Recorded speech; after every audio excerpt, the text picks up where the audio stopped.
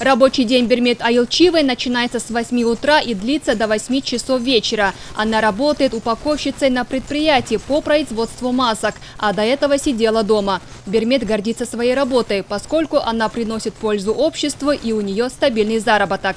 Дополнительные деньги в семейный бюджет. В связи с карантином, в связи с пандемией очень сложно найти работу. Здесь мне нравится. Выпускаем маски. Я очень рада работать здесь. Работа на предприятии, буквально говоря, кипит. Каждый занят своим делом. Работает здесь 25 человек в 2 смены. В день изготавливают около 50 тысяч масок. Мощность цеха позволяет производить в месяц около 1,5 миллиона штук. Материалы качественные российского производства. Автоматизированное оборудование стоимостью $160 тысяч завезено из Китая. Наша задача в первую очередь стоит насытить рынок Кыргызстана. После насыщения рынка Кыргызстана рассматриваем вопрос об экспорте в страны ЕВРС. Прорабатываем вопрос с Минздравом Кыргызской Республики о выпуске масок КН-95, маски-респираторы, которые имеют более высокую степень защиты. В Кыргызстане это 5-е предприятие по производству медицинских масок, а на территории СЭС Бишкек 2-е. По словам специалистов, несмотря на сложную эпидситуацию, в стране уже масок достаточно. Дефицита практически нет. И все благодаря отечественным производителям. Мы, как регуляторный орган, полностью проверили оценку качества медицинского изделия, то есть масок сделали. Они прошли на стерильность, выдали все разрешительные документы.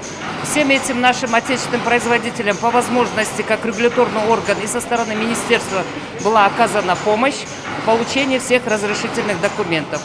Во время пандемии коронавируса в Кыргызстане закрыты границы и прекращены авиасообщения. Специалисты предупреждают о 2-й волне болезни, а импортировать медицинские средства пока нет возможности. И сейчас в непростое для страны время отечественные производители вносят существенный вклад в развитие экономики, тем самым доказывая свой высокий потенциал. А потому государство оказывает поддержку предпринимателям, выпускающим маски, освобождая их от всех налогов. Мы видим, насколько важны нам наши отечественные производители.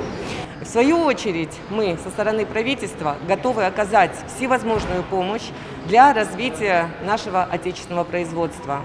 И сегодня открытие данного завода, данного цеха по производству масок – один из примеров развития нашего отечественного производства. Отметим, производство медицинских масок в Кыргызстане успешно налажено. 5 отечественных компаний производят маски, качество которых соответствует всем стандартам. Они поступают в аптечную сеть страны и медучреждения.